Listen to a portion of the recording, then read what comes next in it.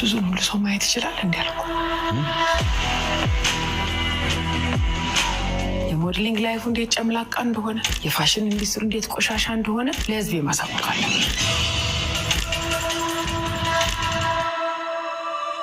ይቅርታ ሳሪ፣ ይቅርታ።